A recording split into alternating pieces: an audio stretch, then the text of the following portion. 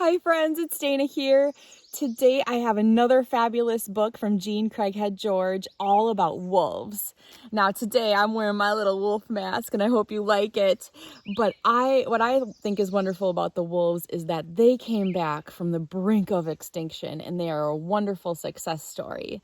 In fact, at my cabin, we had 3 wolf packs surrounding it at one point, and that was pretty special because there didn't used to be any. And I remember the first night when we were sitting out by the stars and the campfire, when I heard a whole pack howling in the distance, and it was the most beautiful sound. And it was just felt so special because I knew that a natural part of the food chain had returned. So today you'll hear all about that food chain and how they returned back to the lower 48 states, these wonderful wolves. So The Wolves Are Back is what I'm reading to you. It's by Craighead George. She's wonderful. And the paintings are by Wendell and are absolutely gorgeous as usual. So here we go.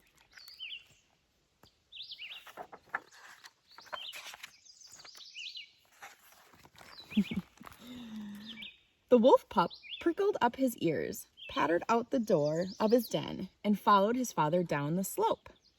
They jogged through the lush grasses to the bank of the Lamar River in Yellowstone National Park. There they came upon the carcass of an elk their pack had felled. The wolves were back. The pup watched his father eat. Then he too tore off a bite. 2 ravens stuffed themselves. A golden eagle carried off food for her eaglets. A grizzly bear sat nearby waiting for the wolves to leave so she could eat a piece. 3 magpies snatched quick bites. Mice chewed on calcium-filled antlers. 2 sexton beetles buried a piece of meat to eat later. The valley was sharing food again. The wolves were back. Where had they been? Shot. Every one. Many years ago, the directors of the national parks decided that only the gentle animals should grace the beautiful wilderness. Rangers, hunters, and ranchers were told to shoot every wolf they saw. They did. By 1926, there were no more wolves in the 48 states. No voices howled. The thrilling chorus of the wilderness was silenced. The wolves were gone. The deer, elk, antelope, the gentle animals, looked beautiful in photographs. They wandered in tranquil herds. Peace reigned in the American wilderness. The wolves were gone. Time passed. Visitors to wild America yearned to hear the wolves. When they learned that no wolf had ever attacked a person in North America, they urged that the wolves be returned to their home. In 1995, 10 adult wolves were brought down from Canada and set free in Yellowstone National Park. They dug dens and bore puppies. First, there were 3 packs, then there were 5. In just 6 years, there were 21 packs. They howled and sang to each other. Hikers stopped and marveled at the sound. The wolves were back. The pup who followed his father to eat heard a vesper sparrow sing. The songster had not been in the Lamar Valley for almost a century. The vast elk herds had eaten the grasses that the little bird needed for food and nesting material. When the wolves returned, they frightened the elk up into the mountains. The grasses grew tall. The sparrows raised babies and sang. The wolves were back. The wolf pup heard a flycatcher call. The Lamar Valley had not heard this flycatcher while the bison were there. Bison break and trample young trees to keep back the forest so there will be grass.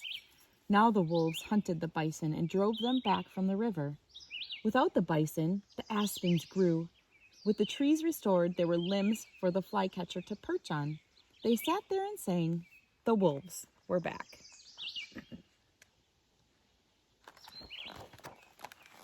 When the grass and aspen were deep along the riverbanks, erosion stopped. Willows grew. Beavers arrived and felled the willows, ate the bark, and made dams with the logs. The dams formed ponds. Water birds, fish, and frogs flocked to the ponds. Dragonflies zoomed above them.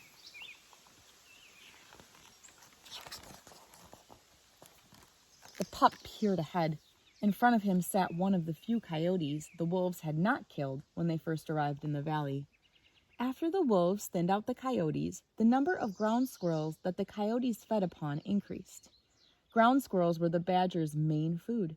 Badgers moved back into the valley, now rich with ground squirrels.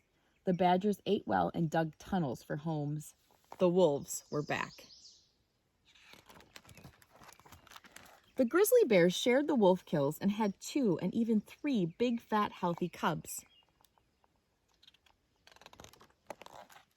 The wolf pup with his father ate until his stomach was round and then followed his father back to their den.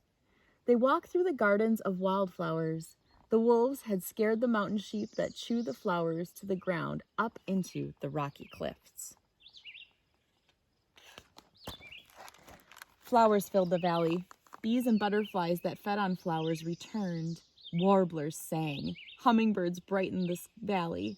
Like pieces in a kaleidoscope, the broken parts of the wilderness were tumbling into place. The wolves were back. The pup grew up. He was taught to hunt by his father and his mother. He helped take care of the next litter of puppies. Then he left home. The young male went south, where he met a mate from the Yellowstone Delta Pack. They trotted side by side into the Teton Wilderness and dug a den along the Snake River. They scared the elk away, they scattered the bison, they frightened the sheep up into the cliffs.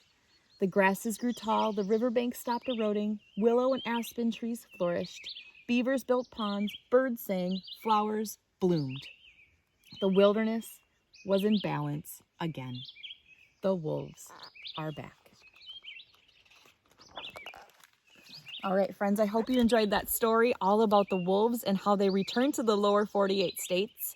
I know that the packs that reestablished around my cabin were also from Yellowstone, and so they moved in Yellowstone and then they transplanted up here, which is such a cool story too. Thank you so much for reading this with me, friends. I hope you enjoyed it. Bye-bye.